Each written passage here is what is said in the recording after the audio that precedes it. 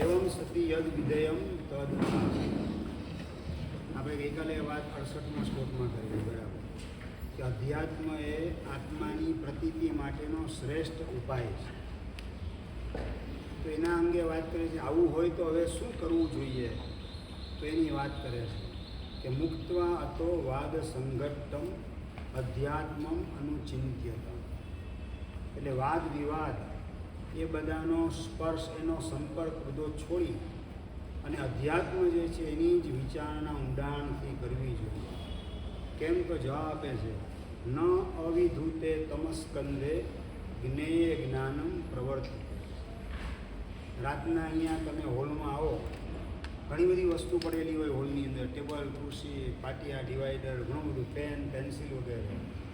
પણ ઘોર અંધારું હોય રાતના અહીંયા, તમને શું દેખાય? શું અનુભવ કંઈ ન થઈ શકે. હોય બધું, દેખાય કશું નહીં.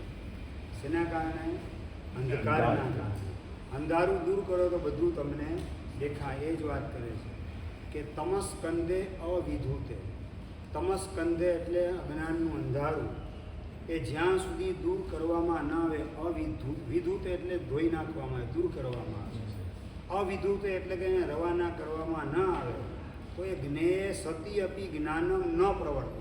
નનો અન્વય અહીંયા લેવાનો છે કે જ્ઞેય એટલે ટેબલ, ખુરશી, ચાદર, આ બધી વસ્તુ, નોટબુક, પેન, પેન્સિલ બધું અહીંયા પડેલું હોય છતાં પણ આપણું જ્ઞાન એને પકડવા માટે, જાણવા માટે પ્રવૃત્તિ કરી શકતું નથી. એ જ વાત આવે છે ટીકામાં, એ જ વાત કરે છે. મુક્તવા એટલે કે પ્રોજ્ય, છોડીને. કાં તો અધ્યાત્મશી એવો તત્વ પ્રતિપત્તિ ઉપાયત્વાદ હેતો. અતઃ છે મૂળગાથામાં અતઃ. અતઃ એટલે શું? તો અધ્યાત્મ એ જ હું આત્મા છું, પુણ્ય અને પાપ એનાથી હું અત્યારે બંધાયેલો છું. આવા પ્રકારની પોતાને પ્રતીતિ થાય, એવા પ્રકારની ઝાંખી થાય, અહેસાસ થાય. એનો ઉપાય કોણ છે? તો કે અધ્યાત્મ છે. એટલે કે અધ્યાત્મ પોતે જ તત્વની પ્રતિપત્તિ એટલે કે સ્વીકાર, અને આગળ વધીને તત્વની પ્રતીતિ એટલે કે અહેસાસ, એ બંનેનો ઉપાય હોય તો અધ્યાત્મ જ છે. એ કારણસર વાદ સંઘટ્ટો એટલે કે વાદનો સ્પર્શ, એનો તમે ત્યાગ કરો, એને છોડીને તમે અધ્યાત્મનો વિચાર કરો. તો વાદ કોને કહેવામાં આવે? તો બતાવે સભ્ય સભાપતિ નિરૂલપણેન વાદ પ્રતિવાદ રૂપમ. નિરૂલપણ એટલે કે નિમણૂક કરે. વાદ હોય એની અંદર શું થાય કે ભાઈ આ સભાપતિ છે. સભાપતિ એટલે જજ, એ જે ચુકાદો આપે એ માન્ય કરવાનો. અને સભા પણ બેસેલી હોય, એમાં સભ્યો બધા હોય સાંભળવા માટે. તમારા જેવા શ્રોતાઓ પણ ઉપસ્થિત હોય, એને બધા શું કહેવાય? સભ્ય કહેવાય. તો સભ્ય અનેક જ્યાં ગોઠવાયેલા હોય સભામાં, સભાપતિ પણ ગોઠવાયેલો હોય, વાદી પણ હોય અને પ્રતિવાદી પણ હોય, અને એક જે વિષય નક્કી કરેલો હોય એના અનુસારે સામસામે ચર્ચા ચાલતી હોય. તો કહે છે કે વાદનો સંગઠન એટલે કે જ્યાં સભ્યની નિમણૂક થાય અને સભાપતિ એટલે જજ તરીકે એની પણ નિમણૂક કરવામાં આવે, અને એ રીતે વાદ અને પ્રતિવાદ સામસામે ચાલે. ભાઈ તમારો આ મત છે કે ભાઈ આત્મા કેવો એકાંતે નિત્ય, એ કેવો સાંખ્યનો મત છે. ના ભાઈ શું બોલે બૌદ્ધ, તો કે આત્મા એકાંતે અનિત્ય. તો આ રીતે વાદ અને પ્રતિવાદ સામસામે જે ચાલે તો એ વાદનો સંઘટ્ટો એટલે વાદનો આ સ્પર્શ, આ બધાનો મુક્તવા એટલે કે એને છોડીને જો આત્માની અનુભૂતિ કરવી હોય, આત્માની પ્રતીતિ કરવી હોય તો આ વાદ પ્રતિવાદ વગેરેનો સંઘટ્ટો, એનો સ્પર્શ વગેરે છોડીને અધ્યાત્મમ અનુચિંત્યતા, અધ્યાત્મ જે છે એની ઊંડાણથી વિચારણા તમે કરો. કેમ? તો જવાબ આપે છે યતો નૈવ અવિધૂતે અનિર્ઘાટિતે તમસ્કંદે. બહારનું અંધારું તો આપણને ખબર છે, કયું અંધારું છે? ઉદ્ગલનું અંધારું છે. અંદરનું અંધારું કયું? તો કે મિથ્યાત્વ મોહનીય કર્મ, એનું અંધારું. આગળ વધીને અભિનિવેશ એટલે કદાગ્ર, એ પણ એક પ્રકારનું અંધારું છે. તો એ મિથ્યાત્વ, અભિનિવેશ એટલે પકડ વગેરે, ને આદિ શબ્દથી શું લેવાનું? વક્રતા વગેરે. ઊંધું જ ચાલવું હોય તો એને કોઈ સમજાવી શકે નહીં કે સુધારી શકે નહીં. એટલે કે જે મિથ્યાત્વ, કદાગ્રહ, વક્રતા વગેરે અંદરના અંધકાર એનો પ્રબંધ એટલે કે વિસ્તાર કે જ્યાં સુધી દૂર કરવામાં ન આવે ત્યાં સુધી શું થાય તો કે આત્મા જે છે હોવા છતાં પણ જણાય નહીં. તો કેનાથી દૂર કરવું? પ્રશ્ન એ છે. આ મોહનું અંધારું, મિથ્યાત્વનું અંધારું, કદાગ્રહનું અંધારું કઈ રીતે દૂર કરવું? તો કે અધ્યાત્મનું ચિંતન દીપેન, દીવા દ્વારા જેમ અંધારું દૂર થાય તો અધ્યાત્મનું ચિંતન મનન કરવું, અધ્યાત્મની ઊંડી વિચારણા કરવી, એ પણ આત્મલક્ષ્ય કરવી. પાછી અધ્યાત્મની વિચારણા પણ પાછી બે રીતે થાય. એક માહિતી જ્ઞાન સ્વરૂપે કે ભાઈ બૌદ્ધ લોકો આવું અધ્યાત્મ માને છે, જૈન દર્શન આવું માને છે, પાતંજલિઓ આવું માને છે, નૈયાયિક લોકો આવું માને છે અધ્યાત્મ. તો આ બધું શું છે? અધ્યાત્મની વિચારણા કરી, પણ કેવી? તો કે માહિતી જ્ઞાનરૂપ અધ્યાત્મનું ચિંતન કરવામાં આવે એનાથી પણ મિથ્યાત્વ દૂર થતું નથી. એટલે આત્મલક્ષી ચિંતન થવું જોઈએ. એટલે કે પોતાના હૃદયને સ્પર્શે એવી રીતે અને એનો કંઈક સ્વીકાર કરી અને મારે મોક્ષ માર્ગે આગળ વધવું છે એવા પ્રકારના ભાવથી ચિંતન કરવામાં આવે તો કે છે અધ્યાત્મનું આવું અનુચિંતન, એના રૂપી દીવડો, એના દ્વારા શું થાય તો કે આત્મા, પુણ્ય, પાપ, પરલોક, પરમલોક, મોક્ષ વગેરે આ બધા જ્ઞેય પદાર્થો સંબંધી પોતાનું જ્ઞાન પ્રવૃત્તિ કરે. જ્ઞાન પણ પાછું બે પ્રકારનું છે. એક જાણકારી રૂપ જ્ઞાન અને એક અનુભૂતિ રૂપ જ્ઞાન. તો જાણકારી રૂપ જ્ઞાન તો અભવ્ય પાસે પણ હોય છે, પણ અનુભૂતિ રૂપ જ્ઞાન, પ્રતીતિ રૂપ જ્ઞાન એ અભવ્ય પાસે નથી હોતું. એટલે અહીંયા ખાસ ખુલાસો કર્યો કે જ્ઞાન કેવું લેવાનું? તો પ્રતીતિ રૂપમ જ્ઞાન. આત્માને વિશે એટલે હું આત્મા છું એ પોતાને પ્રતીતિ થાય, અહેસાસ થાય, પુણ્ય પાપથી હું બંધાયેલો છું અને આ બધામાંથી છૂટવું છે અને છૂટવાનો પણ ઉપાય છે અને ઉપાયને હું અજમાવીશ. આવા પ્રકારની ભાવના, એવા પ્રકારની અનુભૂતિ, એવા પ્રકારની પ્રતીતિ, અહેસાસ વગેરે એ બધું શું કહેવાય તો કે જ્ઞાન કહેવાય છે. અને આવું જ્ઞાન અધ્યાત્મનું ચિંતન કરવા રૂપી દીવડાના માધ્યમથી જ્ઞેય એટલે કે આત્મા વગેરે નવ તત્વ એની પ્રતીતિ કરવા સ્વરૂપ જ્ઞાન પ્રવર્તતે એટલે કે પ્રગટ થાય છે, સંજાયતે ઉત્પન્ન થાય છે સારી રીતે. એટલે જ્ઞાન પણ આપણે મોટાભાગે શું છે? સમજણરૂપ જ્ઞાન તો મેળવીએ છીએ વ્યાખ્યાન વગેરેના માધ્યમથી, પણ સમજણ કરતાં સ્પર્શ થાય આત્માને એ રીતે આપણે જ્ઞાન મેળવવું. મને આમાં શું ટચ થાય, મને શું આમાં લાગુ પડે એવી વાત આવી, બસ જે લાગુ પડે એવું આવેલું છે એનો હું તરત અમલ કરવા માંડું. આ રીતે જ્ઞાન મેળવવાનું કામ કરવામાં આવે તો આત્માનું કામ ઝડપથી થઈ શકે. નિમણૂક, સભ્ય, સભાપતિ હોય નિમણૂક કરવામાં આવેલા અને પછી વાદ પ્રતિવાદ વગેરે શરૂ થાય. અહીંયા એ અર્થ નથી. નિરૂપણ નિમણૂક કરવી. આ શું છે? તો આ જજ છે, તમારે માનવું પડશે. સહી સિક્કા વગેરે કરવામાં આવે તો એ સભામાં કેટલા છે ભાઈ? તો 50 જણા છે. 50 જણા જે છે એ પણ પોતાની જેમ સંઘની તમારે શું હોય? મીટિંગ હોય, મીટિંગ, જનરલ મીટિંગ. એ એજીએમની અંદર કેટલા સભ્ય આવ્યા દરેકે શું કરવું પડે? સહી કરવી પડે કે હું એજીએમમાં મિટિંગમાં હાજર હતો. એવી રીતે સભાની અંદર જેટલા હોય એ બધા પણ સહી કરે. આગળ વધીને સભાપતિ જે છે જજ, એનું પણ નામ લખાય, એ પણ સહી કરે. નીચે વાદી પ્રતિવાદી પણ સહી કરે કે ભાઈ મારો આ મત છે આત્મા એકાંતે નિત્ય, એનું હું સમર્થન કરીશ મારા સાંખ્ય દર્શનના સિદ્ધાંત મુજબ. પછી સામેવાળો જે છે પ્રતિવાદી, હું બૌદ્ધ છું, આત્મા એકાંતે ક્ષણિક છે, એવા પ્રકારના મતનું હું બૌદ્ધ શાસ્ત્રના સિદ્ધાંત મુજબ સમર્થન કરીશ. આવું લખાણ કરવામાં આવે અને પછી આગળ વધીને રાજા વગેરે પણ જો હોય તો રાજસભાની અંદર આ વાદ વગેરેનું આયોજન થાય. એટલે જેટલા ઉપસ્થિત બધી સભા થાય એ સભ્યપતિ સભા પણ હોય, સભ્યો હોય, સભાપતિ હોય, વાદી પ્રતિવાદી બધા પોતપોતાની સહી કરે અને પછી સહી સિક્કા થાય, પછી વાદ આગળ થાય. કારણ કે વાત શરૂ થાય ને પછી જજ ચુકાદો આપે કે તમે હારી ગયા, જીતી ગયા. બોલો કે આ છે ને બોગસ વાત છે, આ પક્ષપાત કરેલો છે. એ પાછળથી હારી જાય પછી આવા ખુલાસા કરે તો પછી મતલબ ન રહે. એટલે પહેલાંથી આ નિમણૂક કરવામાં આવે, પછી જ વાદ શરૂ થાય. એટલે આ નિમણૂક ખાસ ઉલ્લેખ કરેલો છે. એટલે શું છે કે આપણે એટલે શું છે કે સમજી લો કે તમને જન્મથી જૈન કુળ મળેલ છે એટલે જૈન કુળની અંદર રહેલું અધ્યાત્મ સમ્યક દર્શનના ચારિત્રરૂપ મોક્ષ માર્ગ એના ઉપર તમારે ચાલવું પડે તો તમને ખબર પડે ને કે આ સાચું છે એ ખોટું છે. કુળ પરંપરાથી મળેલું છે ને તમે સ્વીકારી લો, તેનું રિઝલ્ટ મળી જાય એવો નિયમ નથી. એને તમારે સાચું આ જ છે એસે અઠ્ઠે શેષે અણઠ્ઠે એવો સંકલ્પ કરવો પડે, નિર્ણય કરવો પડે.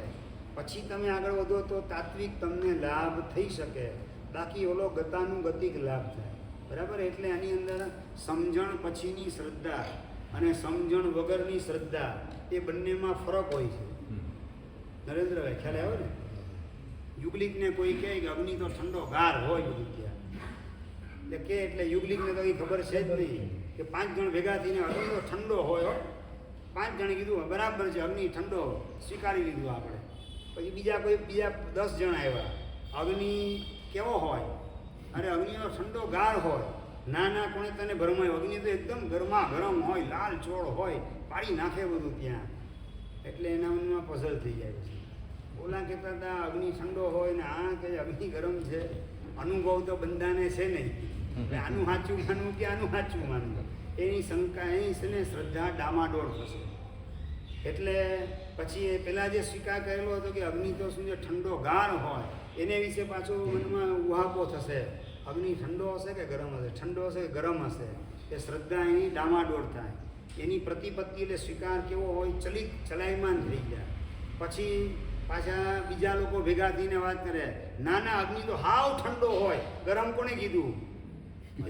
હા મને લાગતું તો ખરું ઠંડો હોવું જ જોઈએ બધું ત્યાં. ઓલા બધા હતા ને કહેતા હતા ગરમા ગરમ હોય, એટલે હું થોડો વિચારમાં પડી ગયો, મને પણ લાગે ના ઠંડો જ હોય. પાછું આ પક્ષની અંદર આવી જાય. અને સાચો અગ્નિ જ્યારે આવે, યુગલિક કાળ સમાપ્ત થાય અને યુગલિક કાળની સમાપ્તિમાં અગ્નિ ઉત્પન્ન થાય ને જો આંગળી નાખે ને દાઝી જાય, પછી એની શ્રદ્ધા જે હોય ને, અગ્નિ કેવો ગરમા ગરમ પાડી નાખે, દજાડી નાખે, અરે તાપ તપારો આપે. એ બોલે ને આખું જુદા પ્રકારનું બોલે. એ અગ્નિ ગરમા ગરમ બોલે, આખો ટોન અંદરનું બદલાઈ જાય. અનુભવ પછી જે બોલવામાં આવે, શ્રદ્ધા તો એ જ છે, પણ અનુભવ પછીની શ્રદ્ધા એ પાક્કી શ્રદ્ધા હોય છે.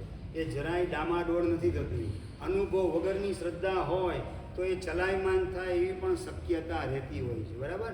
તમારો પુણ્યોદય એવો હોય કે તમને કોઈ બીજો મત પોતાનો દેખાડે તમારી માન્યતાથી વિરુદ્ધ અને તમારી શ્રદ્ધા ટકે એ વસ્તુ જુદી, પણ બીજા જો કોઈક આવી જાય તો તમારી શ્રદ્ધા ડામાડોળ થવા માંડે. દાખલા તરીકે અત્યારે તમને કહે આપણા દેરાસરમાં કેટલો ઘૂંઘાટ એવું થતું હોય છે, આમ ચર્ચમાં છે ને એકદમ પેન ડ્રોપ સાયલન્ટ હોય, તમે આવો કેવી આમ શાંતિ હોય છે, તમને અનુભવ થશે. એટલે અંદરમાં મુકેશભાઈ પરિણામ બધા કેવા થવા માંડે? ડામાડોળ થવા માંડે. આ ચર્ચની અંદર તો બહુ શાંતિ હોય છે, પિન ડ્રોપ સાયલન્ટ, આમ ટાંચણી પડે તોય અવાજ આવે. આપણે ત્યાં તો કેવો ઘંટોનો અવાજ ને, સ્તવનનો અવાજ ને, દુહાનો અવાજ ને, કેટલા આમ કોલાહલ ચાલતા હોય છે. ખાલી આટલું બોલે મહિલું કોક એટલે ગયા તમે કામ, કોક મળ્યું નથી ને તમે આઉટ થયા નથી. તમારી આમે કોઈ બોલિંગ કરવા ના આવે અને બેટ લઈને તમે ઊભા રહો મેદાનમાં જુદી વાત, તો બોલિંગ કરવા આવે એટલે તમે ક્લીન બોલ થઈ જાઓ. પણ સમજણપૂર્વક, અનુભવપૂર્વક, યુક્તિપૂર્વક તમારી શ્રદ્ધાને એકદમ દ્રઢ કરેલી હોય તો એની કાંકરી પણ જરાય આમથી તેમ ખસી શકે નહીં. કારણ કે ભાઈ એટલે કે શ્રદ્ધા એટલે ચર્ચની અંદર તો ભાઈ કેટલી શાંતિ હોય છે. એ શાંતિ તો એ સ્મશાનમાં હોય. એ શાંતિની કિંમત છે કે શુદ્ધિની કિંમત છે? સંસારના પદાર્થો, નશ્વર પદાર્થો, એની આસક્તિ, મોહ માયા અંદરમાંથી ઓગળે અને પ્રભુ તમે જ વિતરાગ છો, બસ હવે સૌંપ દિયા ઇસ જીવન કો, ભગવાન તુમારે ચરણો મેં, આવી એક શરણાગતિનો ભાવ દરેક પોતપોતાના હૃદયના ઉદ્ગાર પોતપોતાની ભૂમિકા મુજબ રજૂ કરતા હોય. કોઈક પૂજા દ્વારા, કોઈક સ્તવન દ્વારા, કોઈક સ્તુતિ દ્વારા, કોઈક ઘંટ વગાડવા દ્વારા, કોઈક ચામર નૃત્ય કરવા દ્વારા, અલગ અલગ સ્વરૂપે ભગવાનને ભજવાનું કામ કરે છે. ને ભગવાન એ જ આ સંસારની અંદર સારભૂત તત્વ છે. એ નિર્ણયની અંદરમાં ઘૂંટે છે અને એના દ્વારા મિથ્યાત્વ મોહનીય કર્મને હટાવે છે, આત્માની શુદ્ધિ પ્રગટાવે છે. એ સૌથી મહત્વનું છે. એ દેરાસરની અંદર થતું હોય છે. ત્યાં થતું નથી હોતું. આ અનુભવના આધારે બધું મનમાં સેટ કરેલું હોય તો પોતાની શ્રદ્ધા ચલાયમાન ન થાય. બાકી ઓલી ખાલી શાંતિની વાત આવે એટલે તમે અશાંત થઈ જાઓ, તમે ઉકળાટમાં આવી જાઓ કે સાચી વાત ઓલું સાચું ને આપણું આ ખોટું. એટલે સમજણપૂર્વક જેટલું આપણે સ્વીકારીએ એ વધારે લાંબો સમય ટકતું હોય છે, એને ચલાયમાન કોઈ નથી કરતું. બાકી અતિ બુદ્ધિશાળી જેવા હોય ને પાછા કોણ સિદ્ધર્ષિ ગણી મહારાજ જેવા, એણે પણ 21 વખત આમથી તેમ બૌદ્ધ મત અને જૈન મત આવજાવ કરેલી હતી. એટલે પોતાનો એક સંકલ્પ, પોતાની શ્રદ્ધા એ અનુભવના બેઝ ઉપર અને સિમેન્ટ કોન્ક્રીટ એવા પોતાના તર્ક હોય, યુક્તિ વગેરે હોય સાચી, એના દ્વારા એને દ્રઢ કરેલી હોય તો એ જરાય ચલાયમાન થઈ શકે નહીં. સમજણ આપણને મળેલું સાચું છે એનો મતલબ એમ નથી કે આપણે એને વિશે કંઈ વિચાર જ ન કરો. વિચાર નહીં કરો તો એ ટકશે નહીં લાંબુ. મારે વાત એ કરવી છે. ભગવાને તો કીધું છે ક્રોધ કરવા જેવો નથી, ક્ષમા રાખવા જેવી છે. નથી એમડું એ ટકે જ કેટલું? આપણી જાતને પૂછીએ કે ક્ષમામ કુરુ ક્રોધમ ત્યજ, ક્રોધને છોડ ને ક્ષમાને આચર. આ નથી સાંભળ્યું નરેન્દ્રભાઈ? આપણે 25, 50, 500 વાર સાંભળેલું હશે. હવે શ્રદ્ધાની વાત જ્યારે આવે, એનો અમલ કરવાની વાત આવે ને સંયોગ વિપરીત આવે આપણી ધારણા કરતાં, એટલે તરત જ પાછા આપણે ક્રોધના પક્ષમાં બેસી જઈએ. બોલીએ શું પાછું? તમે સચ્ચમ નિસંગમ. ભગવાનનું કીધેલું બધું સાચું, માનવું કંઈ નહીં, અને બધું સાચું ભગવાનનું કીધેલું. હું કીધું ભગવાને એની સમજણ ન હોય તો એ સમ્યક દર્શન, દ્રવ્ય સમ્યક દર્શન કહેવાય, વ્યવહાર સમ્યક દર્શન કહેવાય. બરાબર? એટલે આંતરિક સ્વીકારનો ભાવ, અનુભૂતિના સ્તર ઉપર હું આત્મા છું એવી પ્રતીતિ કરે અને આત્માનું સિદ્ધ સ્વરૂપ, વિતરાગ સ્વરૂપ, નિર્વિકાર નિષ્કસાય સ્વરૂપ એ અનુભવની અંદર આવે ને એ વખતે પરમ શાંતિનો, શુદ્ધિનો, સ્થિરતાનો અનુભવ થાય. અને એના દ્વારા એસે અર્થે આ જ વસ્તુ મેળવવા જેવી છે, મારો આત્મા એ જ મારા માટે પરમ ઉપાદેય છે, એવી જે શ્રદ્ધા એને ઊભી થાય અનુભૂતિ પછી, એને કોઈ ચલાયમાન કરી શકતું નથી. એટલે આપણે સાચું મળેલું છે એનો મતલબ એનો વિચાર ન કરવો એમ નહીં. કારણ કે આ સાચું મળ્યું તમને કેટલો સમય ટકવાનું? એક બહુ 50, 60, 70, 80 વર્ષ. બરાબર ને? અને સંકિત કેટલું ટકે? 66 સાગરો પમ અને એના ઉપર પાછા બીજા 5 ભવ. આટલું સંકિત ટકે એવું શાસ્ત્રકાર કહે છે. કેટલા? 66 સાગરો પમ અને 5 ભવ મનુષ્યના. 22 સાગરો પમનું આયુષ્ય 12મા દેવલોકનું. પહેલાં મનુષ્ય, પછી દેવલોક. 22 સાગરોનું આયુષ્ય 12મા દેવલોકનું, પાછો મનુષ્ય, પાછું 22 સાગરોનું આયુષ્ય દેવલોકનું, પાછો મનુષ્ય, પાછું 22 સાગરોનું આયુષ્ય, પાછો મનુષ્ય. બરાબર? કેટલા ટોટલ કેટલા ભવ થયા? 7. આ 7 ભવ થયા. એ 7ની અંદરથી 3 ભવ દેવલોકના આવ્યા. બરાબર? 22, 23, 66 અને બાકીના 4. બરાબર છે? ટોટલના 7 ભવ. હવે આટલો સમય અત્યારે જે તમારી શ્રદ્ધા ટકાવેલી છે એ ટકશે એવું લાગે છે? પ્રશ્ન એટલો જ છે મારો. આ 3 ભવ દેવલોકના 22 સાગરોના ક્રિયાઓ એ અપ્સરા અને અત્તરના હોય ને એ નાટક ચેટક વગેરે ચાલતા હોય, એની અંદર સુખ આત્મામાં જ છે, બહારમાં નથી. આ બધી તમારી શ્રદ્ધા ટકે એવું લાગે છે એમ પૂછું છું. એ તો પ્રશ્ન નથી કરતો. તમારી અત્યારની જે ભૂમિકા છે ને જે શ્રદ્ધા છે એ ટકશે એના માટેનો પ્રશ્ન આ ચાલે છે. તો મને ખબર જ છે. બરાબર? એટલે કહેવાનો મતલબ કે આ 66 સાગરોમ સુધી જે ટકનારી ચીજ એ આવી તકલાદી ન હોય કે આપણી ધારણાથી વિપરીત સંયોગ આવે ને તરત જ સમીકરણો આપણા બદલાઈ જાય, અને આપણી ધારણાને અનુકૂળ સંયોગો આવે ત્યાં સુધી એ શ્રદ્ધા ટકે, એ બધું તકલાદી છે. એ પ્લાસ્ટિક જેવી ફોકલી શ્રદ્ધા એ વ્યવહારિક છે, તાત્વિક નથી. એટલે આપણું જે છે ને એ મજબૂત, સિમેન્ટ કોન્ક્રીટ કરતાં વધારે મજબૂત કામ શ્રદ્ધાનું હોવું જોઈએ. એટલે અનુભૂતિ પછીની શ્રદ્ધા એ તાત્વિકોએ ટકી શકે એવી હોય છે. એતદેવ ભાવયના આ જ વસ્તુની વધારે સ્પષ્ટતા કરે છે 70મા શ્લોકની અંદર કે સદુપાયાત યથૈવ આપતિ ઉપેયસ્ય તથૈવ હિ ન ઇતરસ્માત ઇતિ પ્રાજ્ઞ સદુપાય પરો ભવે. કેટલી સરસ મજાની વાત કરે છે કે સાચા ઉપાયથી જ કાર્યની પ્રાપ્તિ થઈ શકે. ઉપે એટલે કે કાર્યની પ્રાપ્તિ. ઘોડો તમારે જોઈએ છે તો માટી હોય તો ઘડો થાય. રેતી 10 મણ તમારી પાસે હોય તો નાનકડો આંબે ખાતાનો ઘડો જે છે ને નાનકડો આખો એટલો પણ થઈ શકે નહીં. એટલે કે સદ ઉપાય, સાચો ઉપાય, સાચું કારણ હોય એનાથી જે રીતે ઉપેયસ્ય આપતી, ઉપે એટલે કાર્યની પ્રાપ્તિ થાય છે અને ન ઇતરસ્માત એટલે ખોટા કારણથી એની રેતી દ્વારા ઘડાની પ્રાપ્તિ ન થાય. ઇતિ એ પ્રમાણે સમજી અને પ્રાજ્ઞ એટલે વિચક્ષણ પુરુષ સદુપાય પરભવે, સાચા ઉપાયની આરાધનામાં, સાચા ઉપાયને મેળવવાની અંદર પરાયણ હોય છે, એમાં તલ્લીન હોય છે. આ જ વસ્તુ વ્યાખ્યામાં વધારે સ્પષ્ટ કરે છે કે સદ ઉપાયનો મતલબ ઉપાયાભાસ પરિહારેણ સામાન્યન સમ્યક ઉપાયા. ઉપાયાભાસ એટલે ખોટા ઉપાય. ખોટા ઉપાયને છોડી અને સામાન્યથી સાચો ઉપાય એનાથી યથૈવ એટલે જે રીતે આપતી એટલે કે પ્રાપ્તિ, ઉપલંબ એટલે કે પ્રાપ્તિ, ઉપેયસ્ય એટલે સાધ્યસ્ય, સાધ્ય એટલે કાર્ય. તો કાર્યની સાધ્યની પ્રાપ્તિ સાચા સાધન દ્વારા થાય, કાર્યની પ્રાપ્તિ સાચા કારણ દ્વારા થાય. તો એ કહે છે કે તથૈવ ને સાચા ઉપાયથી જ સાધ્યની પ્રાપ્તિ થઈ શકે છે. નૈવ ઇતરસ્માત એટલે કે અસત ઉપાય, ખોટા ઉપાય દ્વારા નહીં. ખોટો ઉપાય એટલે શું? રેતી. તો રેતી દ્વારા જે ઘડો નહીં થાય પણ માટી જે છે એના દ્વારા જ ઘડો થશે. બરાબર? તો કે છે નૈવ ઇતરસ્માત અસદ ઉપાય. અસદ એટલે ખોટા ઉપાય દ્વારા, ખોટા કારણ, એનાથી ક્યારેય પણ કાર્યની પ્રાપ્તિ ન થઈ શકે. ઇતિ એટલે અસ્માત ધેતો, આ કારણસર પ્રાજ્ઞ પુરુષ હોય એટલે યુક્ત શું અને અયુક્ત શું, સાચું શું અને ખોટું શું, પ્રોપર શું, ઇમ્પ્રોપર શું, આ પ્રકારે એના પ્રકારના ભાવ એને જાણનારો. તો યુક્ત અને અયુક્ત એનો વિભાગ એને સારી રીતે જાણનારો એ વિચક્ષણ પુરુષ એ શું કરે? સદઉપાય પરહ, પરહ એટલે પરાયણ, સર્વત્ર વિચાર કરીને સાચા ઉપાયની અંદર એ પરાયણ હોય છે, સાચા ઉપાયની અંદર જોડાયેલો હોય છે અને એના કારણે એને શું થાય? કાર્યની પ્રાપ્તિ થાય છે. હોય પોતે કેવો વિદ્વાન, વિચક્ષણ અને છતાં ખોટા ઉપાય અજમાવે રાખે તો શું થાય?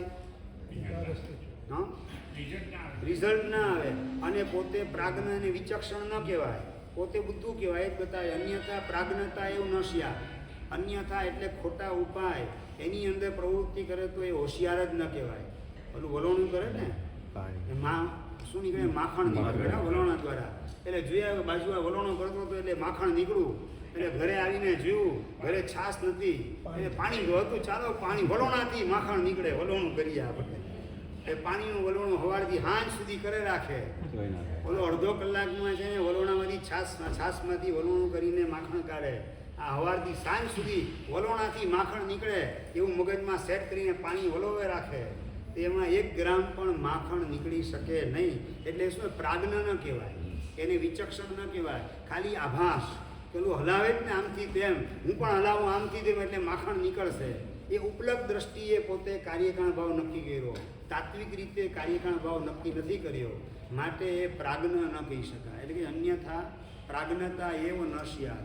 અન્યથા એટલે સાચા ઉપાયમાં પોતે જોડાય નહીં. પરાયણ એટલે જોડાવું. સાચા ઉપાયમાં જોડાવાનું કામ ન કરે અને ખોટા ઉપાયમાં જોડાયેલો રહે તો એને વિચક્ષણ ન કહેવાય, પ્રાજ્ઞ ન કહી શકાય. તો અથ પ્રસ્તુતમ એવ અધિકૃત્ય આહ. તો પ્રસ્તુતમાં શું બાબત છે એને ઉદ્દેશી અને બતાવે છે 71મા શ્લોકમાં કે અહીંયા મૂળ વાત આપણી માનો ને, આપણી વાત ચાલે છે. સાચો ઉપાય કયો છે ભાઈ? આત્માની પ્રતીતિ માટે અધ્યાત્મ. બસ તમે આ લખો, આમાં લખ્યું છે જ તમે બોલો છો કે સદુપાયશ્ચ ન અધ્યાત્માત અન્ય સંદર્શિતો બુધે. અધ્યાત્મને છોડીને બીજો કોઈ ઉપાય પંડિતોએ, પ્રાજ્ઞ પુરુષોએ સાચા ઉપાય તરીકે દેખાડેલો નથી. કોનો ઉપાય? હું આત્મા છું એવી પ્રતીતિ કરવાનો ઉપાય. અધ્યાત્મ સિવાય બીજો કોઈ દેખાડેલો નથી પંડિતોએ. પરંતુ મહત્વની વાત એ છે કિંતુ દુરાપમ અદહ અપી ઇહ ભવાબ્દો સુષ્ટુ દેહિના. કે અધ્યાત્મ જે છે એ ઉપાય સાચો, ચાલો અધ્યાત્મ આપણે લઈ લઈએ, અધ્યાત્મ મેળવીને આપણે આત્માનો અનુભવ કરી લઈએ. તો કહે છે કે દુરાપમ દુર્લભ છે ભાઈ એ અધ્યાત્મ. કિંતુ દુર્લભમ, દુર્લભ એ અત્યંત, એની પ્રાપ્તિ બહુ મુશ્કેલ છે.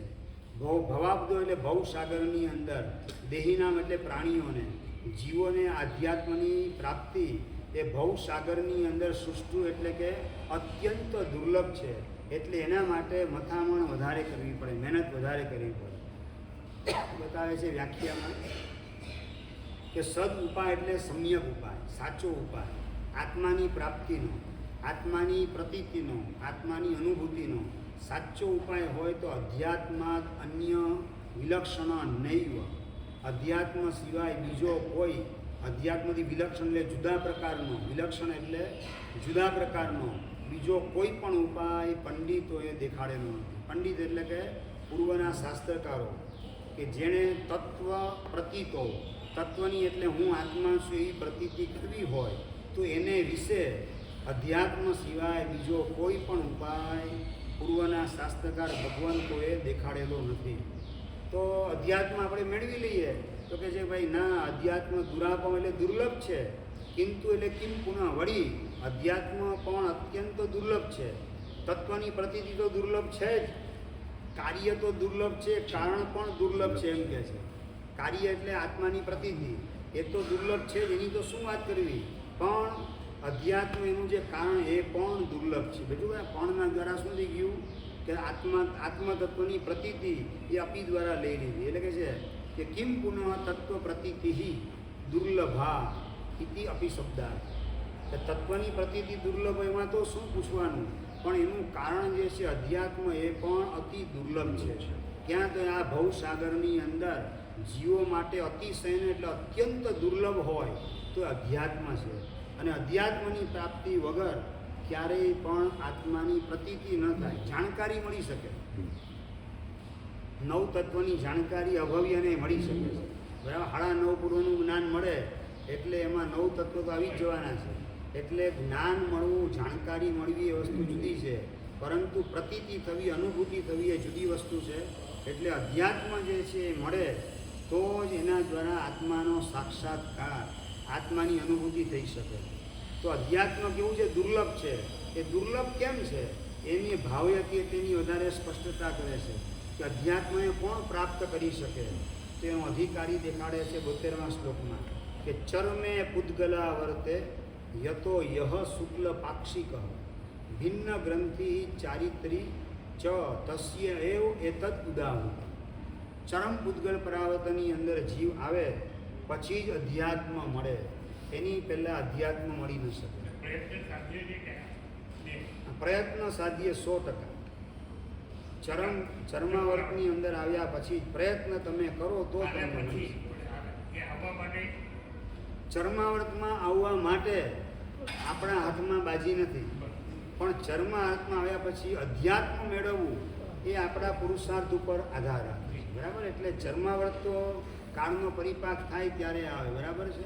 યોગ્યતા શું સાહેબ એની ચર્મ યોગ્યતા સાહેબ? મેં શું કીધું કે ઉંમર લાયક થવા માટે કોઈ મહેનત નથી કરવાની હોતી, મહેનત બધી લાયક થવા માટે કરવાની. ઉંમર લાયક થવા ને હાથ પગ ખેંચી રાખો, ઉંમર લાયક થોડું થઈ જાય. એનો કાળ પાકે ત્યારે ઉંમર લાયક થાય. આપણે લાયક થવાની મહેનત કરવાની. બરાબર ને? લાયક થવાની મહેનત એટલે જ આપણા રાગ દ્વેષ મોહના પરિણામ એ ઘટે, એમાં ઘસારો થાય અને એનો અંદરમાંથી ઉચ્છેદ થવા માંડે.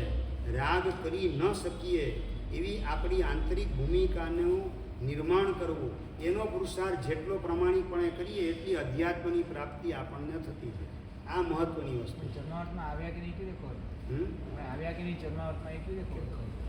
તો ચરમાર્થમાં આવ્યા કે નહીં એના માટે હરિભદ્ર શ્રી મહારાજે યોગ બીજ એનું શુદ્ધ ગ્રહણ બતાવેલું છે.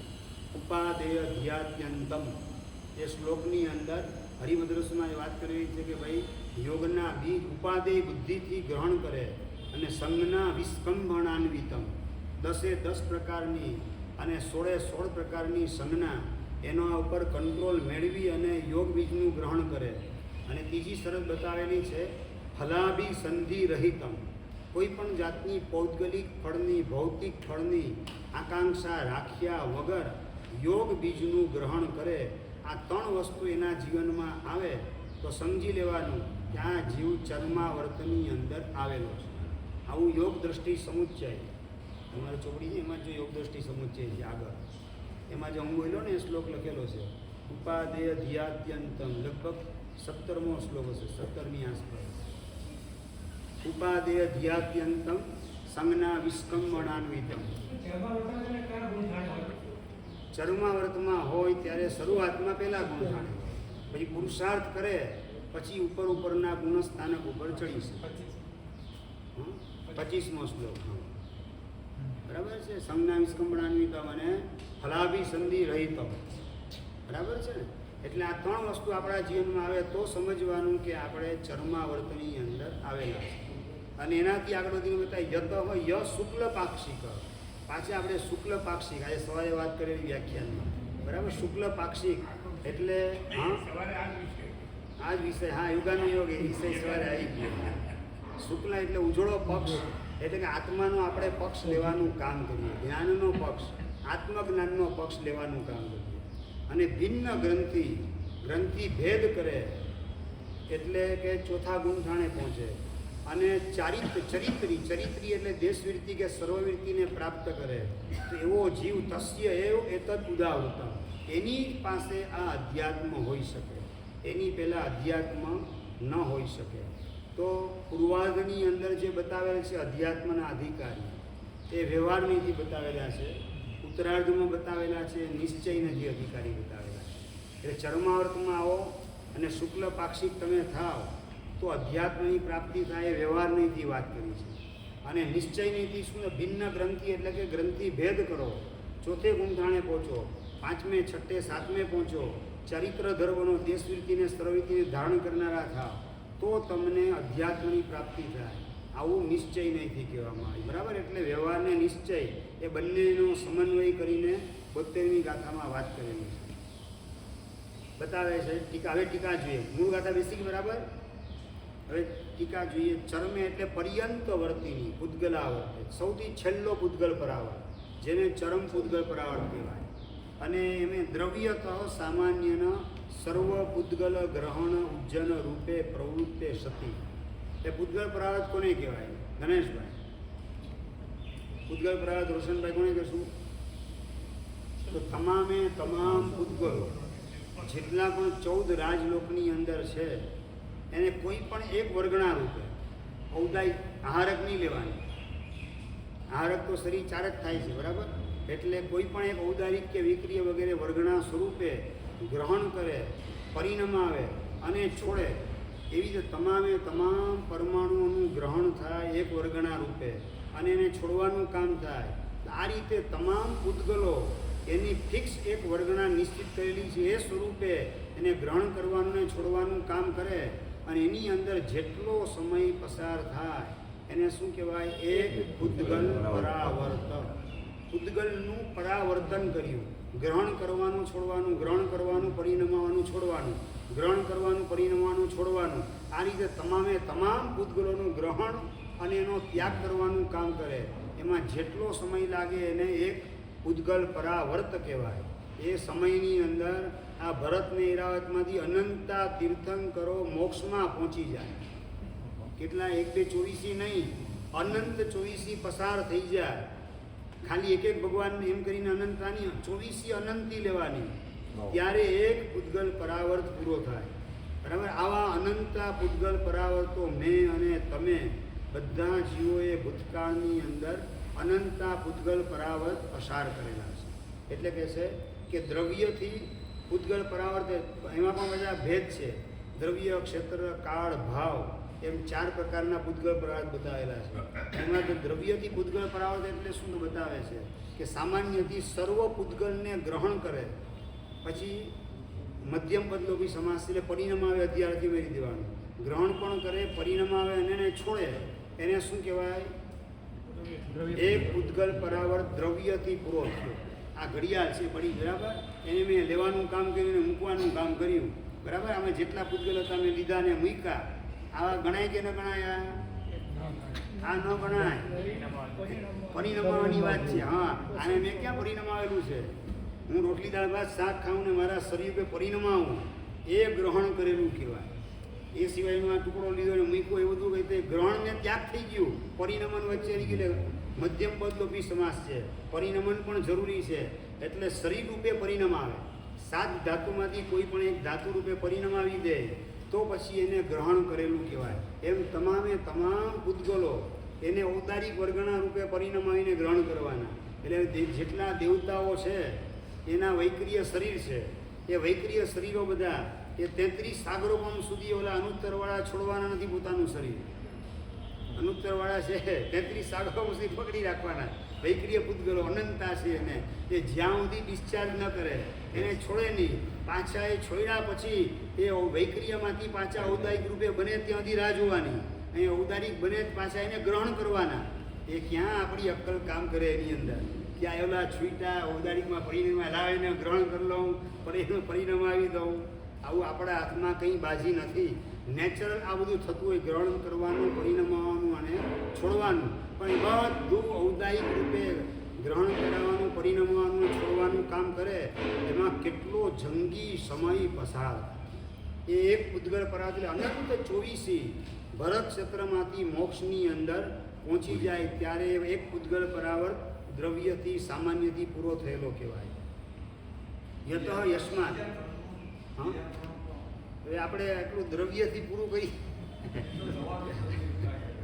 ક્ષેત્રથી પૂતગલ પરાવર્ત એટલે એક એક આકાશ પ્રદેશ, એમાં આપણે જન્મવાનું મરવાનું. આ આકાશ પ્રદેશો જન્મો પછી અહીંયા બીજી બધી જગ્યાએ જન્મ મરણ થયા એને કેન્સર એ ગણવાના નહીં. જન્મ મરણ તમારા ભલે ચાલુ રહ્યા, એ તમારો સમયમાં વધતો જાય, પણ પછી જે આકાશ પ્રદેશે અત્યારે ફિક્સ સમય મારો જન્મ થયો, મોત થયું, પછી બાજુનો જ આકાશ પ્રદેશ ત્યાં મારે જન્મવાનું. અને પછી પાછો ક્યાં ને ક્યાં નરક તિર્યન ચારે ત્યાં રખડીને પાછો એ જગ્યાએ આવ્યો અને અહીંયા એ ત્રીજો પ્રદેશ બાજુનો હતો, ત્યાં મારે જન્મવાનું ને મરવાનું. આવું થાય એટલું ગણવાનું. બાકીના બધા વચલા જન્મ મરણ છોડી દેવાના. સમય એટલો તમારે ઉમેરવાનો પૂતગલ પરાવર્તમાં. પણ ગણવાનું આવી ક્રમસર એક લાઈન પૂરી થાય, બીજી પૂરી થાય, ત્રીજી પૂરી થાય. એમ કરતાં 14 રાજલોકના તમામ આકાશ પ્રદેશો એને ક્રમસર જન્મી અને જન્મમરણ દ્વારા સ્પર્શી અને પૂર્ણ કરે. એમાં જેટલો સમય લાગે એને ક્ષેત્ર પૂતગલ પરાવર્ત કાળ કહેવાય. કાળ પૂતગલ પરાવર્તની અંદર શું આવે તો કે એક કાળ ચક્ર જે છે એના પ્રથમ સમયે મારો જન્મ થયો, પછી આખું કાળચક્ર પૂરું થયું. તમારે ગણવાનું ખરું, પણ વળી ગણતરી જે છે ને કે મારો બીજો જન્મ ક્યારે સમજવાનો? કાળચક્રના બીજા સમયે મારો જન્મ થાય એ ગણવાનો, બાકી નહીં ગણવાનું તમારે. પછી પાછા 20 કોટાકોટી સાગરો તો કમ્પલસરી પૂરા જ કરવાના છે. એમાં તો કાળચક્ર તમારું પૂરું કરો, 20 કોટાકોટી સાગરો પામ. પછી ત્રીજા સમયે જન્મ થયો તો, જો ન થયો એ વખતે જન્મને મારું આયુષ્ય એ વખતે ચાલુ હોય તો એ આખું પાછું કાળચક્ર પૂરું કરી દેવાનું. પાછું ચોથું કાળચક્ર એ વખતે ત્રીજા સમયે કાળચક્રનો ત્રીજો સમય આવે ને એ વખતે મારો જન્મ થયો તો એ કાઉન્ટિંગમાં લેવાનું. બાકી સમય તમારો એટલો લાંબો વધતો જાય. એવી રીતે આખા એક કાળચક્રના તમામ સમયો ક્રમસર સ્પર્શીને તમે પૂરા કરો ત્યારે એક કાળચક્ર કાળનું કાળ પૂતગલ પરાવર્ત, કાળચક્રની કાળ પૂતગલ પરાવર્ત એ તમારો પરિપૂર્ણ થાય. એ એક જન્મ એની અંદર 20 કોટાકોટી સાગરોપમ તમારે મિનિમમ ગણવાના. અને પછીનો જન્મ પછીના એ સમયે ક્રમસર એ વખતે જન્મ થાય તો બાકી 20 કોટાકોટી પાછા ઉમેરી જ દેવાના. અને એક આંખના પલકારામાં તમે બહુ સારી રીતે સમજો છો, એક આંખના પલકારામાં કેટલા સમય પસાર થાય? અસંખ્ય સમય પસાર થાય. એક આંખનો પલકારો લાગે એમાં જેટલા સમય પસાર થાય એ પણ ક્રમસર જન્મ મરણ દ્વારા પૂરા કરવામાં અસંખ્ય કાળચક્ર પૂરા થઈ જાય. એક આંખના પલકારામાં જેટલા સમય પસાર થાય એને ક્રમસર જન્મ મરણ દ્વારા સ્પર્શવા હોય. કારણ કે બીજો સમય એટલે 20 કોટાકોટી પસાર કરી દેવાના, ત્રીજો સમય એટલે 20 કોટાકોટી તો પૂરા કરી દેવાના. પછી એ સમયે મારો જન્મ થાય તો ન થયો જન્મ તો એ 20 કોટાકોટી ઉમેરે રાખવાના તમારે. એવી રીતે આંખનો પલકારો પૂરો કરવામાં અસંખ્ય કાળચક્ર લાગી જાય. તો પછી આંખના પલકારાના બદલે એક વર્ષ પૂરું કરવાનું એમાં કેટલું લાગે? એક દિવસમાં કેટલો? અઠવાડિયામાં, મહિનામાં, વર્ષમાં, એક યુગમાં. અને એક તમારો એક પલ્યોપમ એની અંદર કેટલો સમય લાગે? પલ્યો એટલે અસંખ્ય વર્ષ એટલે એક પલ્યોપમ. એવા 10 કરોડ ગુણ્યા 1 કરોડ પલ્યોપમ એટલે એક સાગરોપમ. અને એવા પાછા એક સાગરોપમની 20 કરોડ ગુણ્યા 1 સાગરોપમ એની અંદર કેટલા આંખના પલકારા લાગે? એક એકમાં અસંખ્ય કાળચક્ર. મગજ આપણું છે ને બેર મારી જાય તો પણ આ સમય પૂરો કરતાં ડૂચો નીકળી જાય. આવું આ કાળ પૂતગલ પરાવર્ત. અને 5મા નંબરની અંદર ભાવ પૂતગલ પરાવર્ત છે. એ ક્રમસર બધા અધ્યવસાયોને સ્પર્શ કરી અને જન્મવાનું ને મરવાનું, એ કોઈનો ભાવ પૂતગલ પરાવર્ત પૂરો થઈ શકતો નથી હોતો. ભાવ પૂતગલ પરાવર્ત માત્ર સમજાવવા માટે શાસ્ત્રકારે દેખાડેલું છે, કારણ કે દરેક અધ્યવસાયની દરેક જીવ સ્પર્શના કરે એવો નિયમ નથી હોતો. મરુદેવા માતા કેટલા અધ્યવસાયની સ્પર્શના કરી? પહેલાની, ચોથાની, સીધા છઠ્ઠા સાતમાની સપક્ષની માનીને ઉપર ચડી ગયા. 11મા ગુંઠાણાના અધ્યવસાયની સ્પર્શતા જ નથી કરેલી એમણે, બરાબર? એટલે બધા ગુંઠાણાની સ્પર્શના અને એક ગુંઠાણાના અસંખ્ય લોકાકાશ જેટલા અધ્યવસાય સ્થાનો બતાવેલા છે. અસંખ્ય લોકાકાશના જેટલા પ્રદેશ, એના જેટલા પ્રદેશ એટલા અધ્યવસાય એક ગુંઠાણાના, અને એને ક્રમસર સ્પર્શે અને એ વખતે જન્મવાનું ને મરવાનું પાછું એ ક્વાઇટ ઇમ્પોસિબલ છે, કારણ કે ત્રીજા ગુંઠાણાની અંદર કોઈ જીવનું મોત થતું જ નથી હોતું. ત્રીજે ગુંઠાણે હોય તો એને મૃત્યુ નથી આવતું, બરાબર? એવી રીતે 12મા 13મા 14મા 12મા 13મા ને 14મા ગુંઠાણે પણ કોઈનું મોત નથી આવતું. એટલે એ અધ્યવસાયમાં જન્મવાનું ને મરવાનું એ તો પોસિબલ છે જ નહીં. એટલે ભાવ પૂતગલ પરાવર્ત કોઈનો પરિપૂર્ણ થતો નથી. પણ આપણે પસાર કરેલો સમય એ કેટલો છે? અનંત પૂતગલ પરાવર્ત દ્રવ્યથી, ક્ષેત્રથી અને કાળથી આપણે સૌએ પસાર કરેલા છે.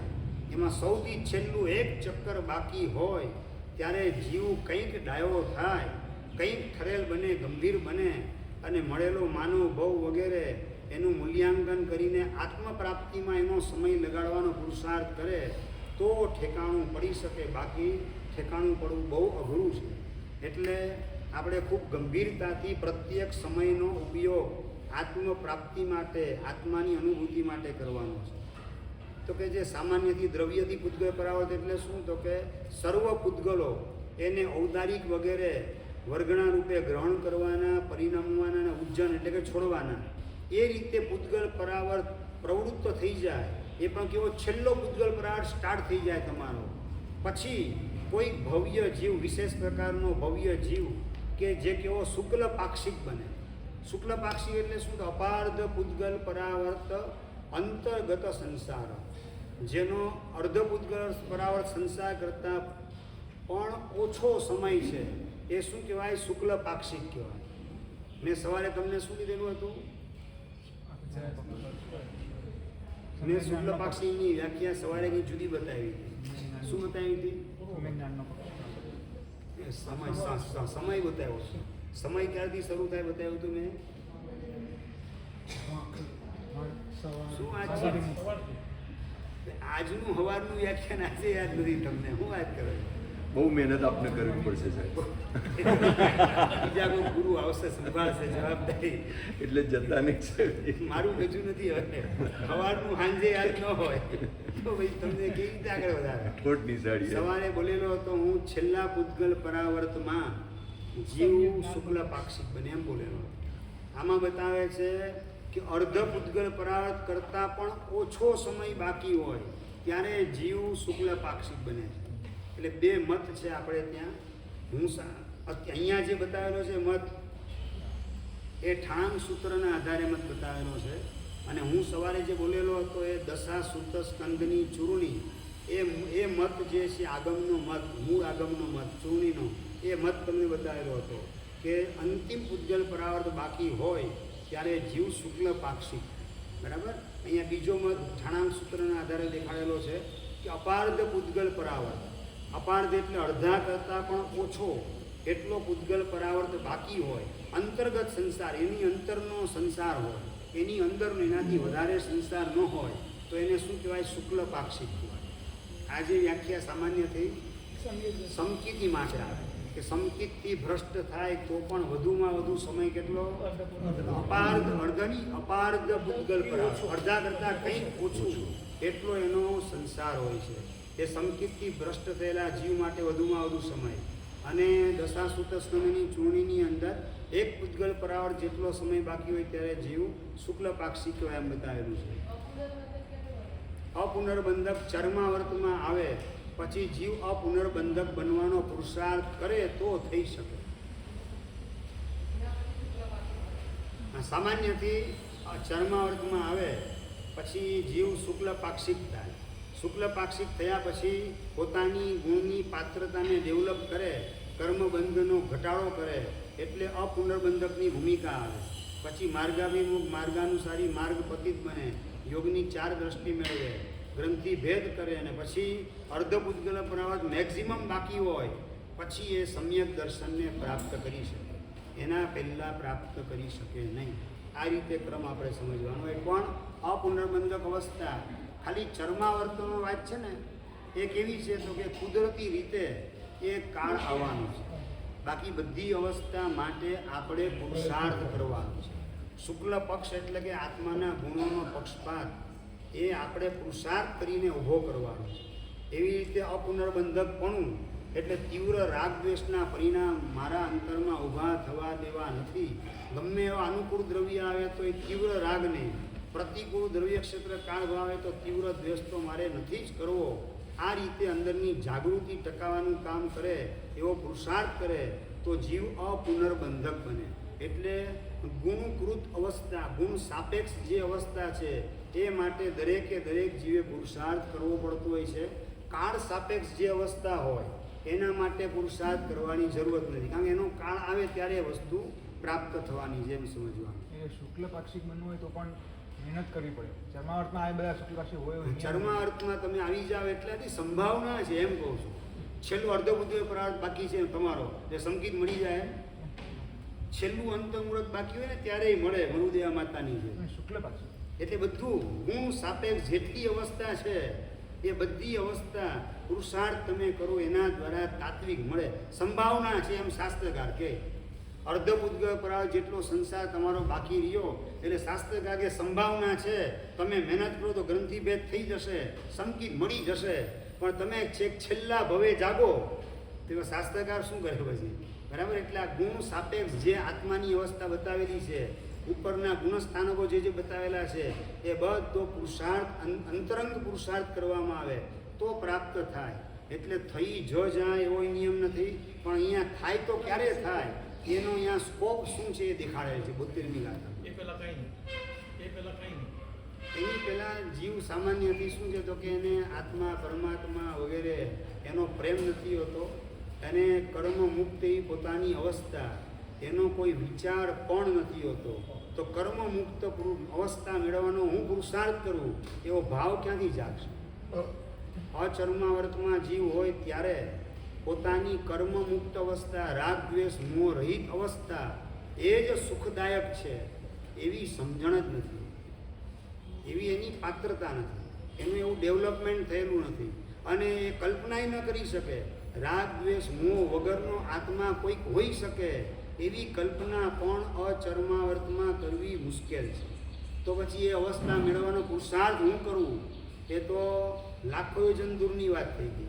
એટલે આ ચર્માવર્તમાં સાવ સાદી ભાષા તમને કહું, ઘાસમાં કહીને મૂકો એટલે શું થાય? બાકી ઝાડ ઉપર રાખી હોય તો મહિને 2 મહિને પાકે, ઘાસમાં મૂકો એટલે 4 દિવસમાં પાકી જાય. પણ ઘાસમાં કેરીને મૂકો તો પાકે, એ મરવો મૂકી દો ઘાસમાં ક્યારે ના પાકે કે ન પાકે? એ મરવો આવો નાનકડો જે મરવો સમજી ગયા ને, કાચી નાનકડી નાની કેરી, કેરીનો એ મરવો મૂકી દીધો તમે ઘાસમાં મૂકો એટલે કેરી પાકી જાય. પણ કેરી તો થવી જોઈએ, કેરી આવડી મોટી હોય કેરી તો એ પાકે, મરવો નાનો હોય આવો તો એ ઘાસમાં મૂકો તો પાકે નહીં. એમ અચર્માવર્ત કાળ એટલે મરવા જેવી અવસ્થા છે, અને ચર્માવર્તમાં એટલે કેરી આવડી મોટી થઈ ગઈ, હવે ઘાસમાં મૂકો તો ઝડપથી પાકશે, ને ઘાસમાં નહીં મૂકો ઝાડ ઉપર હશે તો 2 મહિને પાકશે. આટલો ફરક છે. એટલે આપણી કેરી હવે ઝડપથી પકાવી હોય તો અધ્યાત્મના ઘાસમાં આપણે મૂકી દઈએ તો ઝડપથી પાકશે, મરવો હોય તો નહીં પાકે પાછી. એ તો હકીકત છે સ્પષ્ટ રીતે. કેરીને ઘાસ પકાવે, મરવાને કેવી રીતે ઘાસ પકાવે? એટલે અચર્માવર્ત કાળમાં શું છે, મરવો હોય ને એના જેવી અવસ્થા છે. અને ચર્માવર્ત કાળમાં એટલે પુખ્ત વયની કેરી થઈ ગઈ, ભલે કાચી હોય પણ છે પુખ્ત વયની, એનો વિકાસ પૂરેપૂરો એણે કરી લીધેલો છે. એટલે એને ઘાસમાં મૂકો તો એ ઝડપથી પાકી શકે એમ સમજવાનું. હા, ચરમ પૂતગલ પરાવર્ત એ પૂરો કરવો જ તમારા હાથમાં છે. ક્યારે પૂરો કરવો અને ક્યારે તમારે ન કરવો એ બધો આપણા હાથની અંદર છે. પુરુષાર્થ ઝટપટ કરીએ તો તમારો પૂતગલ પરાવર્ત ઝડપથી પૂરો થાય. અને પુરુષાર્થ હવે છેલ્લા ભોગ મૃદય માતાની જેમ આપણે છેલ્લા ભોગમાં કામ કરી લેશું. અત્યારે થાય એટલા જલસા કરી લો તો તમારે એટલો સમય ભ્રમણ વધારે કરવું હોય. બરાબર છે? એટલે પૂતગલ પરાવર્ત એ તમે સાધના જેટલી પ્રમાણિકપણે કરો એના આધારે તમારું ડેવલપમેન્ટ થાય, એના આધારે મોક્ષ મળે. આની અંદર જો સમજી રાખો, પ્રભુનું આ તત્વજ્ઞાન જે છે ને એની અંદર પહેલાં સૌથી નિયમ યાદ રાખવાનો કે તત્વજ્ઞાન એ મોક્ષે ઝડપથી પહોંચવા માટે છે, સંસારમાં અટવાઈ જવા માટે નથી. આ સૌથી પહેલી વાત યાદ રાખવાની છે. હવે કોઈ કહે કે ભાઈ તમે ગમે એટલી મહેનત કરો, તમારી ભવિતવ્યતા નહીં પાકી હોય ને તો મોક્ષ નથી થવાનું ને. તમારી નિયતિ જો પ્રતિકૂળ હશે તો મોક્ષ થવાનો નથી. ગમે એટલી તમે મહેનત કરો, દીક્ષા લો, તમે ક્યાં મોક્ષ થવાનો તમારો? બરાબર. હવે આ તત્વજ્ઞાનનો શું છે? દુરુપયોગ છે, અને એ બહુ મોટો ગુનો છે આપણો. એટલે ક્યારેય પણ તત્વજ્ઞાનનો દુરુપયોગ ન થઈ જાય, આપણા પરિણામ શિથિલ ન થઈ જાય, પ્રમાદગ્રસ્ત આપણે ન બની જઈએ, એ રીતે તત્વજ્ઞાનનો ઉપયોગ આપણે કરવાનો છે. બરાબર. એટલે ઝટપટ હું સાધના કરું, મારું બધું જે કંઈ ખોટખાપણ હશે, દોષો વગેરે હશે એ બધાને દૂર કરવાનો પુરુષાર્થ કરજો. મારો મોક્ષ હું જોઉં છું, કોણ અટકાવે છે? એવી ખુમારી કર્મ સત્તાની સામે આપણે દેખાડીએ તો સમજવાનું હવે મોક્ષ ઝડપથી આવી જશે. છોકરો હોય ને એની પરીક્ષા નજીક છે કે દૂર છે, મમ્મીને ખબર પડી જાય. સમજાય કે નથી સમજાતું? છોકરાની પરીક્ષા બહુ દૂર છે, એ 8-8 કલાક ટીવી જોઈ રાખતો હોય, ઠોઠ નિશાળી તો મમ્મીને ખબર જ છે કેવો છે. એટલે 8-8 કલાક ટીવી જોતો એટલે સમજે મારી પરીક્ષાને હજી વાર લાગે. અને ટીવી બી બંધ કરીને ચોપડી વાંચવા મને રાતના ઉજાગરા કરે, નાઇટ લેમ્પ એની અંદર બેસી જાય ને ચા મમ્મી ચા બનાવી રાખે, થર્મોસ ભરી રાખજે, ચા વાપરીને ઉજાગરા કરીને ભણતો હોય એટલે મમ્મી સમજી જાય કે હવે પરીક્ષા નજીક આવી ગઈ છે. સમજાય બરાબર? એટલે આપણે આવો પુરુષાર્થ કરવા માંડીએ ને તો સમજી એનો મોક્ષ નજીક આવી ગયો હોય. ના ગલ્લા તલ્લા શું છે ને, આલી ગમે એટલી મહેનત કરીએ પણ ભગવાને જોયો હશે ત્યારે જ મોક્ષ થવાનો છે. એની પહેલાં તો થવાનો નથી. મારી નિયતિ પ્રતિકૂળ હશે તો મારો મોક્ષ કેવી રીતે વહેલો થવાનો છે? ચરમ પૂતગલ પરાવર્તમાં હજી સ્ટાર્ટિંગ પોઈન્ટ મારો હશે તો આટલો લાંબો સમય પસાર કરવાનો છે તો મારો મોક્ષ કેવી રીતે થશે? તો પછી અત્યારે સાધના કરવાનો મિનિંગ શું છે? આવા નખરા સૂજે ને સમજી લેવાનું ઘણો સમય બાકી છે. આવા નખરા સૂજે સમજે ઘણું બધું બાકી છે ભ્રમણ. એટલે આ બધા નખરા સૂજે છે. ઠોઠ નિશાળિયાને જ નખરા સૂજે ટીવી જોવાના. હોશિયાર વિદ્યાર્થીને આવા નખરા ન સૂજે. એ તો રોજે રોજનું હોમવર્ક વ્યવસ્થિત પૂરું કરતો હોય એટલે એને પરીક્ષા વખતે ટેન્શન ન હોય. એટલે આપણે જે છે આવા કોઈ વમણની આ વમણ છે બધા શું છે? સંસારના વમણ કરતાં ક્યારેક આ વમણ છે ને વધારે ખતરનાક સાબિત થતા હોય. આ તત્વજ્ઞાનનો દુરુપયોગ એ બહુ મોટું વમણ છે ધર્મ ક્ષેત્રમાં પ્રવેશ કર્યા પછી. કે મારી ભવિતવ્યતા પ્રતિકૂળ હશે, મારો કાળ વિપરીત હશે, મારો સ્વભાવ હજી પરિપક્વ નહીં થયો હોય, મારા કર્મ ભારેખમ હશે, હું અચરમ પૂતગલ પરાવર્ત કાળમાં હોઈશ, ચર્માવર્તના હજી સ્ટાર્ટિંગ પોઈન્ટમાં હોઈશ, હજી મારો ઘણો સમય બાકી હશે, મારા 5 કરોડ ભાવ કેવલનાનીએ જોયેલા હશે, તો મારો ક્યાં મોક્ષ થવાનો? દીક્ષા લઈશ તો પણ. આ બધું શું છે? તત્વજ્ઞાનનો દુરુપયોગ છે. આ બધું આપણે કરીએ એટલે આપણી જાતે આપણે ગુનેગાર બનીએ. ને ભૂતકાળમાં મેં અને તમે આવું અનેક વાર કરેલું છે. ધર્મ ક્ષેત્રમાં પ્રવેશ કરીને આ બધું કરીને આપણે અટવાઈ ગયેલા છીએ. હવે આપણે આ બધામાં ક્યાંય અટવાયા વગર હું સાધના કરું છું, જોઉં છું મારું કેવલ જ્ઞાન કર્મસત્તા કઈ રીતે અટકાવે છે, આવી રીતે ખુમારી દેખાડીએ તો આ માર્ગે કામ થશે. એટલે હરિનો માર્ગ છે સુરાનો નહીં કાયરનું કામ જ. બરાબર. પ્રથમ પેલું મસ્તક મૂકી, પેલું કાપીને મસ્તક મૂકી દેવાનું. લો ભગવાન ડોકું કાપીને આવ્યું, હવે બોલો શું કહો મારે શું કરવાનું? આવી તૈયારી હોય તો કામ 2-3 ભવમાં પૂરું થઈ જાય. બાકી આવા નખરા સૂજે રાખે કે હજી કેટલા ભવ બાકી હશે, કેવલનાનીએ મારો મોક્ષ જ્યારે જોયો હશે એની પહેલાં તો નથી જ થવાનો. બાકી તો કેવલનાની ન કહેવાય. કેવલનાન તો કોઈથી ખોટું ન પડે. નખરા એટલે રખડપટ્ટીની નિશાની છે. આમાં ક્યાંય ભૂલે ચૂકે અટવાવા જેવું આપણે નથી. બરાબર. કુમારી કેસરિયા કરવાના કર્મની સામે તો આપણું કામ થઈ જાય. એવું ન થાય કે સાધના કરે તો એના આખો અડધો બધા બરાબર 100 વર્ષમાં પૂરા થઈ જાય એવું હું થાય. તમને હું શું કહું છું કે એની સાથે આ વિચાર જોઈન્ટ છે એમ કહું છું. એની સાથે આ વિચાર જોઈન્ટ છે કે કાળનું બળ વધારે હશે અને મારું કર્મનું જોર વધારે હશે, નિયતિનું પ્રતિકૂળ નિયતિનું જોર વધારે હશે અને મારું જે પુરુષાર્થ એ નબળો હશે. છેલ્લું સંગણ અત્યારે તો છે, પેલું સંગણ તો છે નહીં અને એમાંય પાછા હાઇબ્રિડ ખોરાક આવી ગયા. પાણી નકલી, ખોરાક નકલી, હવા નકલી, બધું ખરાબ, પ્રદૂષણવાળું. હવે આની અંદર એવા ક્યાં અધ્યવસાયને ભાવ જાગે, કઈ રીતે કામ થાય? આ છે ને નબળા વિચારો એ એટેક આપણા ઉપર કરીને પછાડવાનું કામ કરે. એટલે કોઈનો પડછાયો લીધા વિના મારે કેસરિયા કરવા છે કર્મની સામે. તમે દીક્ષા લીધી ત્યારે ગીત ક્યાં બોલ્યા? યાદ તો કરો તમે. દીક્ષા વખતે કરવા કેસરિયા બોલો ને ગીત. કેસરિયા મારે કરવા છે કે કરીને દેખાડો એમ કહું છું. ગાયને તો દેખાડી દીધું, આંબળીને દેખાડી દીધું, હવે કરીને દેખાડવાનું. બરાબર? તો આપણું કામ થશે. મારું પણ આજ તો જ કામ થાય. તો કહે છે કે જેસીમ અવડ્ડો પોગલ પરિયટ્ટો શેષો સંસારો તે સુક્ક પક્ષિયા ખલું અહીએ પૂર્ણ કિણ પક્ષી. જેસીમ એટલે શું?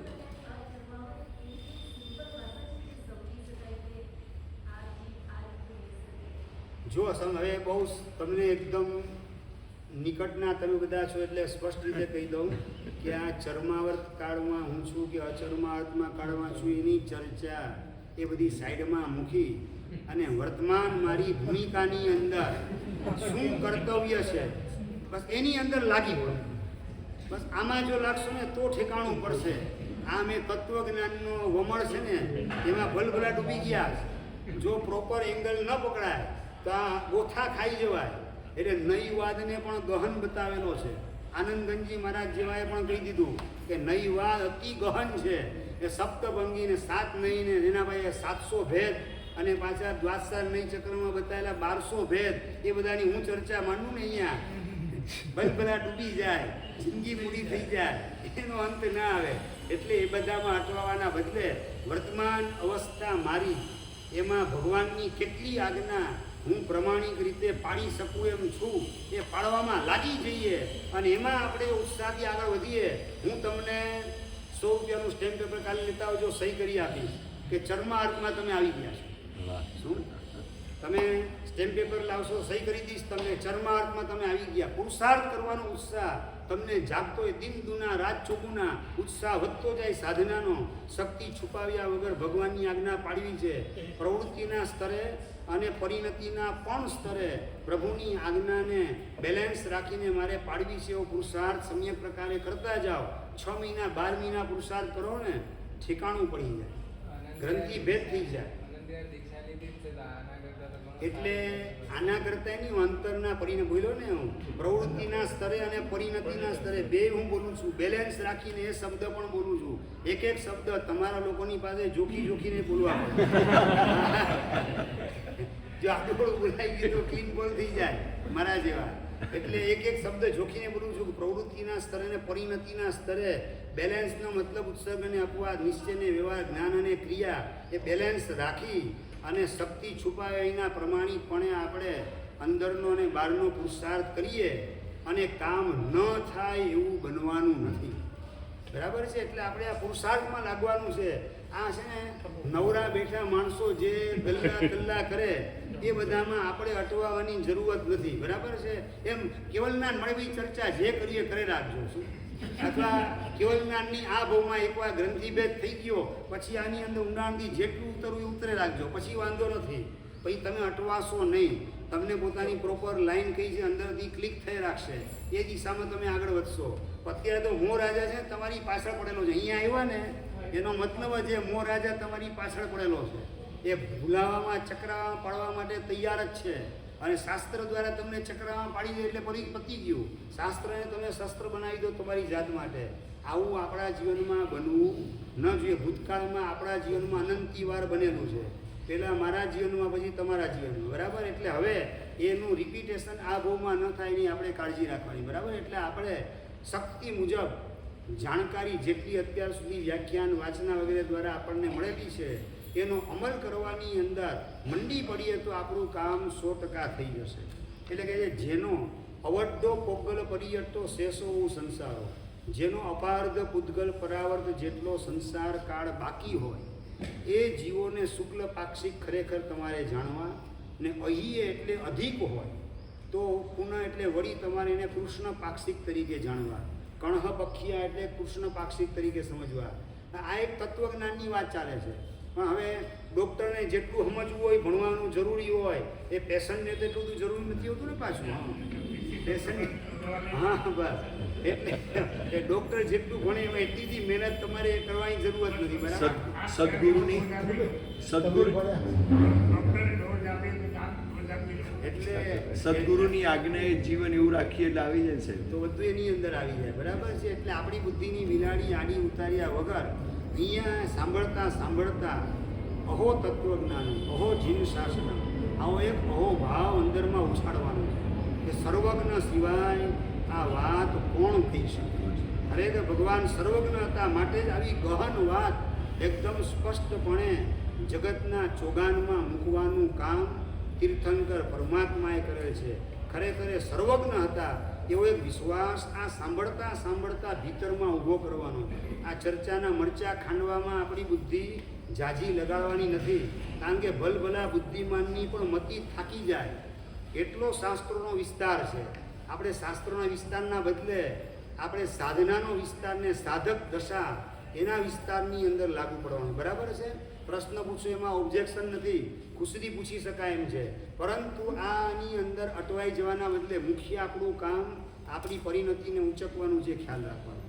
અને હમણાં જે બોલેલો આ ઠાણાંક સૂત્રનો મત બતાવેલો છે અહીંયા, અને હું આજે વ્યાખ્યાનમાં સવારે બોલેલો હતો એ દશા સૂત સ્કંદની ચૂર્ણી એનો મત બોલેલો હતો કે જેનો એક પૂતગલ પરાવત બાકી હોય સંસાર, એ જીવને શું કહેવાય તો કે શુક્લ પાક્ષિક કહેવાય. અને એવા જીવો ધર્મ પામવાને યોગ્ય છે.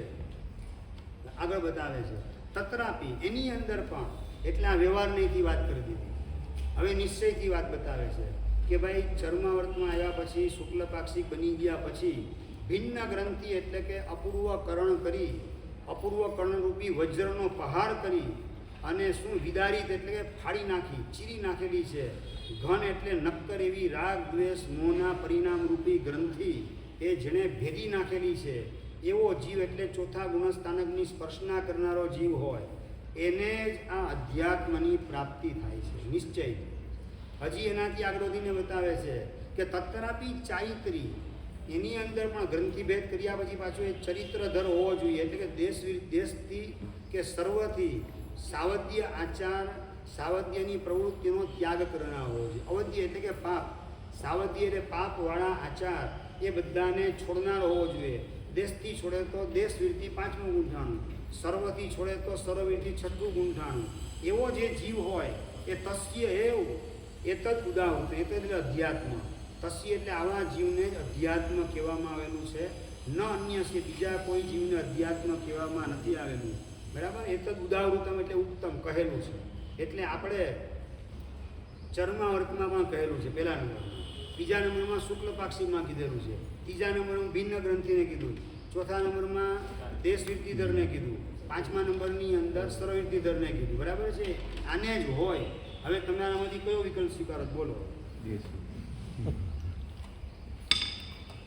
પેલામાંથી શું સ્વીકારવું?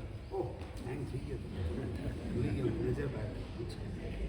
બરાબર. ચાલો હવે આપણે આ શ્લોક પૂરો થઈ ગયો છે આપણો.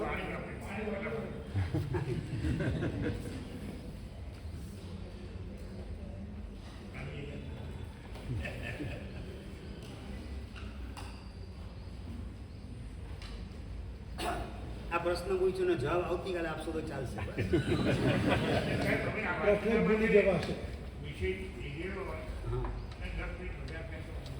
ના, આ તો ખાલી પ્રશ્ન જ છે. મારો વિષય તમે પૂરો કરી દીધો છે.